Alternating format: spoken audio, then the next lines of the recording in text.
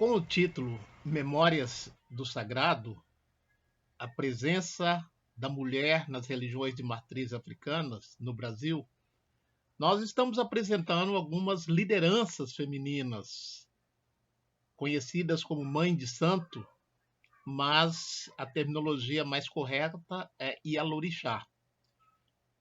Então, nós, quando pensamos nas religiões de matriz africanas, remete-nos sempre à Bahia, Mãe Menininha do Cantuá, Mãe Senhora e outras nacionalmente conhecidas. Mas para além da Bahia, em quase todas as regiões do Brasil, de norte a sul, nós encontramos as religiões de matriz africanas e as lideranças femininas. Então nós vamos apresentar hoje algumas dessas lideranças para além da Bahia. Aliás, já apresentamos aqui numa apresentação, né? Numa live anterior, vamos dizer assim, Mãe Luísa Moreira, aqui da região da Foz do Itajaí, está hoje aproximadamente com mais de 100 anos de idade e nós já tivemos a oportunidade de apresentá-la aqui, uma Ialorixá da Umbanda. Mãe Bill, batizada por volta de 1917 ou 1918, no Recife. Foi batizada como Severina Paraíso da Silva. Mãe Bill foi uma importante Ialorixá no movimento de reorganização religiosa negra em Pernambuco de meados do século XX. Em 1951, e conforme a pesquisadora, professora doutora Valéria Gomes Costa, da Universidade Federal de Pernambuco, ela registrou em cartório a Sociedade Seita Africana Santa Bárbara, Xambá. Com o apoio financeiro da família e da comunidade religiosa, deslocou a sede do antigo terreiro localizado no bairro de Santa Clara para a região do Portão do Gelo, onde reorganizou espaços físicos, sociais, simbólicos das sociabilidades religiosas negras. Em meados da década de 20, Mãe Bill já era conhecida como liderança religiosa, defendendo os rituais litúrgicos das tradições Xambá do seu terreiro. Em outubro de 1956, o Diário de Pernambuco publicou uma matéria criticando o que considerava ser uma, abre aspas, descaracterização dos cultos de Xangô de Pernambuco. O jornal fazia ressalvas apenas ao que denominava serem, entre aspas, terreiros famosos dos tempos passados, que ainda hoje existe, como os de Manuel Mariano, em Beberibe, da nação Nagô, de Severino, no Biberibe, da nação Xambá, de Mãe Lídia, em Regeneração, da nação Nagô, José Romão, na Estrada Velha, da nação Jeje Nagô, e o terreiro de Das Dores, da linha do Tiro, da nação Nagô. Esses eram os únicos, segundo a reportagem, que permaneciam na antiga linha, cultuando as mais puras tradições do culto negro.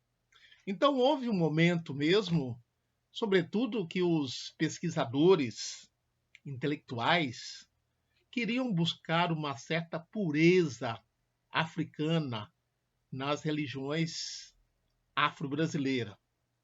E aqueles que eles não consideravam tradicionais eram vistos assim de uma forma enviesada, como aconteceu aqui com o terreiro de Mãe Bill,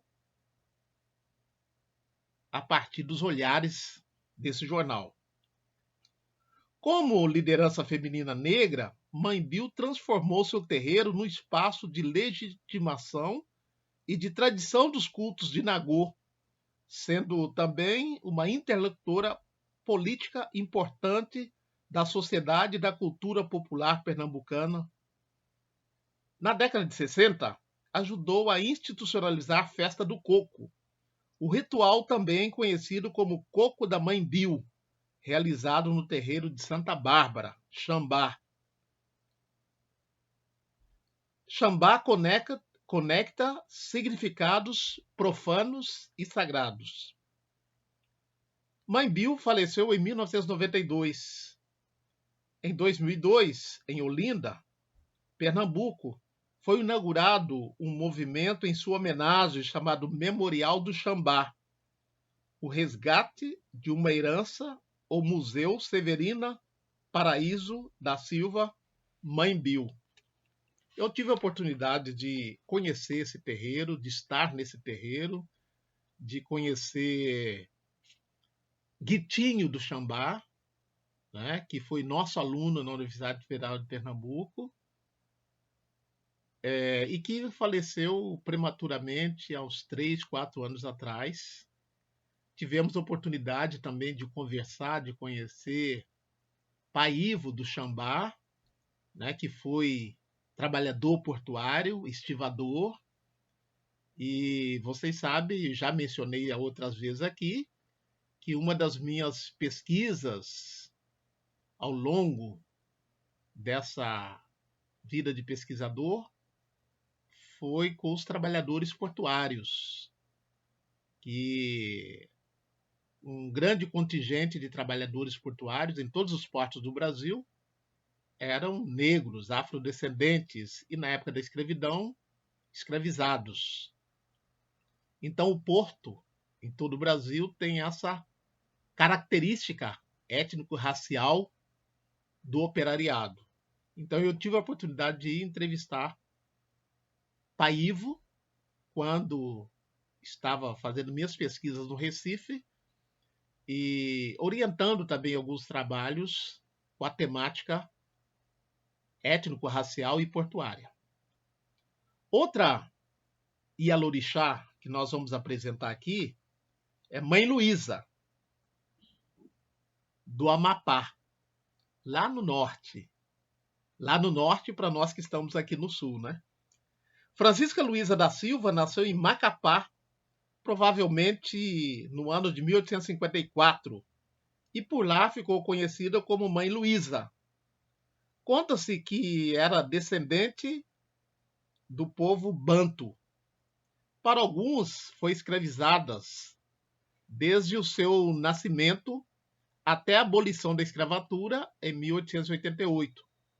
Para outros, teria nascido em Mazagão Velho, no dia 9 de fevereiro de 1869, sendo descendente dos habitantes que viviam no castelo de Mazagão, no Marrocos, e que Portugal os forçou a migrarem para a Amazônia numa experiência de povoamento que acabou fadada ao fracasso. Ao pesquisarmos essas pessoas na condição de escravizada ou ex-escravizados, é muito comum a incerteza do dia, local, do nascimento e mesmo os pais, pela condição de terem sido transformados em mercadoria. Continuemos.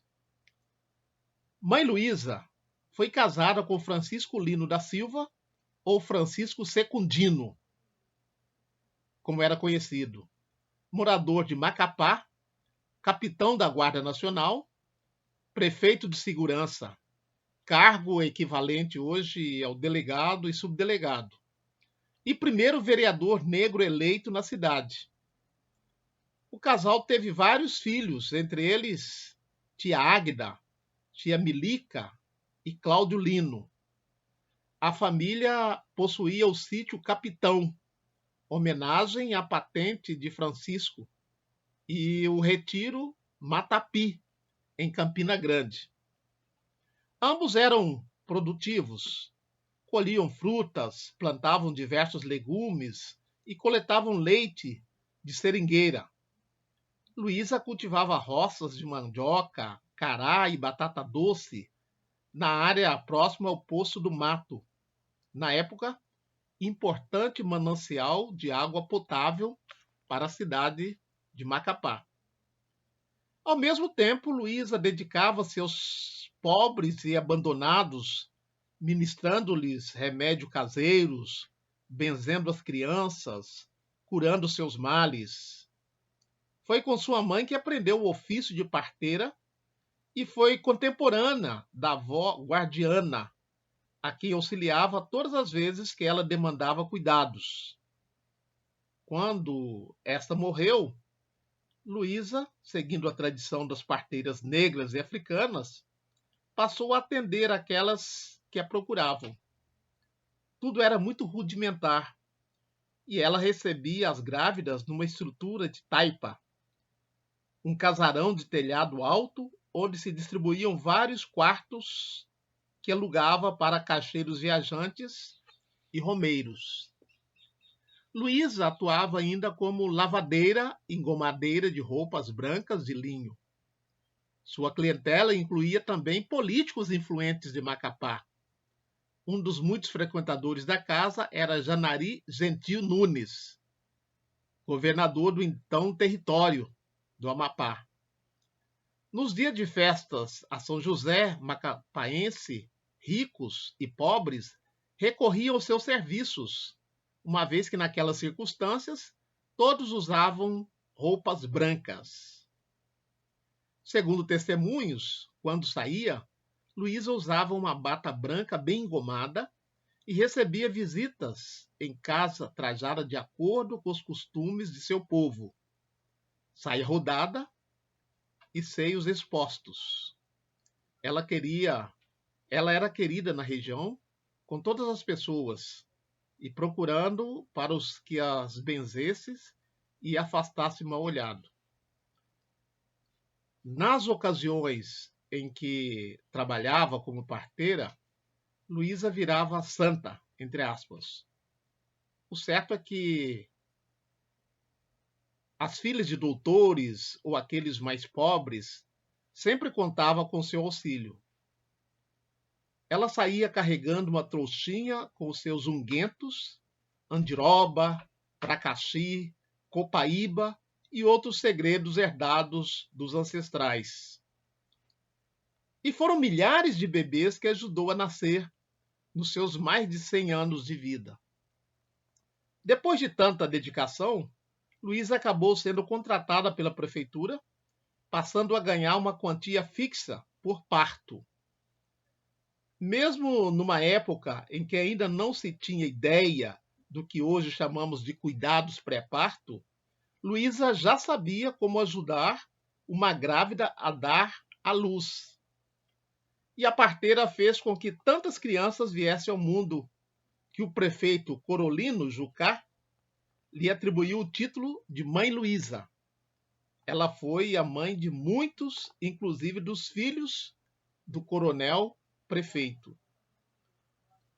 Luísa faleceu em 23 de setembro de 1957, com 103 anos.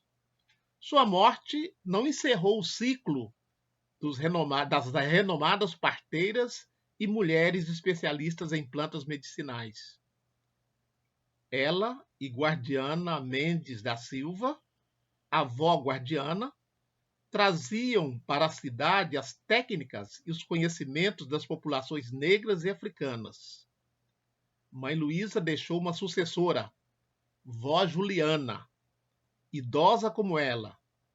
Luísa teve sua memória eternizada quando se denominou a Maternidade de Macapá, inaugurada 13 de setembro de 1953. Foi inaugurada com o nome de Hospital da Mulher Mãe Luísa. Seu nome também ficou gravado na rede de parteiras tradicionais do Amapá, criada em 1996. Mãe Luísa é até hoje uma referência para as parteiras tradicionais do Brasil que continuam a utilizar técnicas milenares criadas na África e relidas, ressignificadas no Brasil. Então, essa é uma biografia resumida, com certeza, de Mãe Luísa, de Macapá, né? Então, nós vemos aí como o conhecimento ancestral trazidos de África, ressignificados no Brasil, e a sua conexão com as religiosidades afro-brasileiras.